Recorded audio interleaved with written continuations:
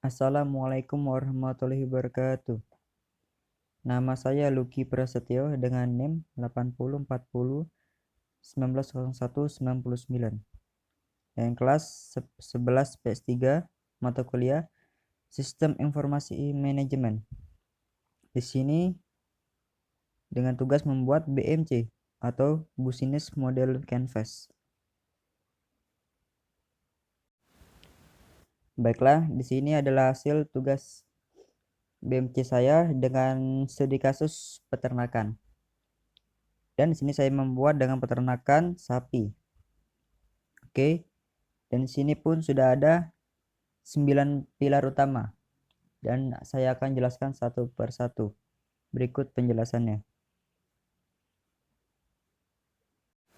Mereka yang pertama yaitu customer segments. Bagian ini akan menjelaskan siapa pelanggan potensial dari produk Anda, bisa juga berisi profil orang yang memiliki masalah yang akan dipecahkan oleh bisnis Anda. Dan pertanyaan dari yang pertama ini adalah siapa yang akan membeli produk Anda, siapa yang mau membayar Anda. Dan yang pertama yaitu dari contoh yang saya buat ini adalah masyarakat umum, penyedia kurban, industri olahan, dan industri kerajinan. Kedua, value proposition. Blok ini berisi tentang nilai tambah yang akan membuat bisnis Anda terlihat menarik dan berbeda dengan bisnis lainnya. Biasanya berupa solusi atau inovasi yang Anda tawarkan dan menjadi keunggulan utama perusahaannya. Di sini yang contoh saya buat adalah mengapa orang memilih untuk menggunakan produk atau jasa Anda? Apa keunggulan bisnis Anda dibanding kompetitor yang lain? Apa yang paling menarik dari bisnis Anda? Background yang di sini adalah pertama, daging dan susu berkualitas, kompos asli, olahan yang halal, harga murah. Dan itulah dari semua pertanyaan itu yang sangat kompetitor.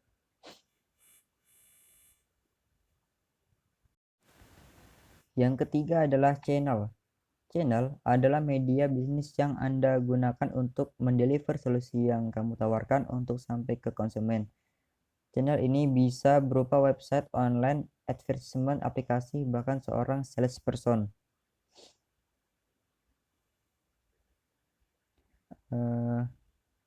Dan dari pertanyaan ini adalah channel, bagaimana cara pelanggan dapat mengetahui produk dan jasa yang Anda tawarkan? Bagaimana cara produk atau jasa bisa sampai ke tangan pelanggan? Apakah cara itu efektif? Dan di sini pun saya menulis contoh pedagang lewat alur pedagang, sosmed dan web, dengan periklanan dan komunitas dengan sesama-sama pecinta dalam hal peternakan atau orang yang ahli. Keempat, customer relationships. Jika channel lebih banyak menjangkau orang yang belum tahu produk, maka customer relationship adalah kebalikannya. Anda harus tahu bagaimana cara bisnis. Anda bisa terus keep in touch dengan para pelanggan. Bentuknya pun bisa sangat beragam, mulai dari newsletter, layanan after sales, dan sejenisnya. Dan pertanyaannya adalah bagaimana cara Anda untuk selalu connect dengan pelanggan? Bagaimana Anda memastikan pelanggan puas setelah menggunakan produk dan jasa tersebut? Dan di sini pun saya menggunakan contoh kustomisasi produk, loyalitas pelanggan, dan relasi one on one.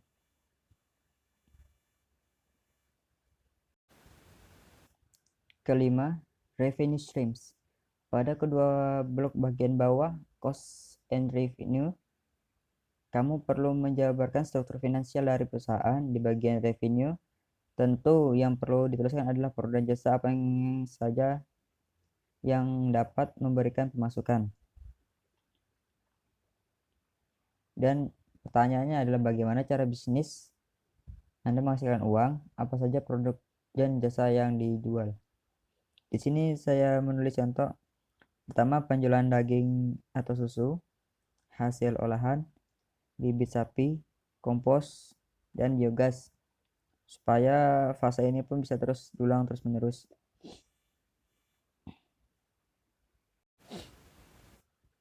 6. Key activities. Blok ini adalah bagian yang menjelaskan bagaimana bisa menciptakan value proposition perusahaan. Jika bisnis kamu adalah produk base, maka inovasi teknologi dalam proses pembuatan produk bisa menjadi key activities. Dan dengan pertanyaan, apa kegiatan yang Anda lakukan untuk menciptakan value propositions? Apa strategi yang bisa Anda lakukan sehingga target perusahaan dapat tercapai? Dan untuk pertama, menciptakan value proposition adalah pengadaan ternak dan pakan. Dan untuk bisa perusahaan tercapai adalah pengolahan dan pembersihan. 7. Key resources. Key resources merupakan kolom yang akan menjelaskan aset strategis perusahaan. Aset ini bisa berupa bahan baku produk, infrastruktur yang dibutuhkan, dan semacamnya. Pertanyaan adalah, apa sumber daya utama yang harus Anda miliki untuk menjalankan bisnis Anda? Aset apa saja yang dibutuhkan agar bisnis dapat bersaing dengan bisnis berubah? Di sini saya memberikan contoh. Yang pertama, lahan ternak. Kedua, tenaga kerja. Itu merupakan aset penting juga. Dan jaringan bisnis. 8. Key partnerships. Tidak ada bisnis besar yang berjalan sendiri dalam menjalankan sebuah aktivitas bisnis. Tentu kita membutuhkan mitra. Di tempat kita memasukkan mitra strategis yang kita miliki dalam konteks bisnis. Mitra bisa berupa supplier, vendor, agensi, dan sejenisnya. Di sini adalah siapa yang dapat mengerjakan hal-hal kebutuhan perusahaan di luar key activities-nya, dan siapa pihak supplier atau vendor yang paling penting sukses perusahaan Anda. Baik, dalam pertanyaan itu yang dapat menjawab semua pertanyaan adalah pertama, pedagang sapi, penyedia bibit sapi, penyedia pakan, dan pasar dan supermarket. Itulah contoh komponen dari partnership tersebut. Bagian terakhir adalah cost structures.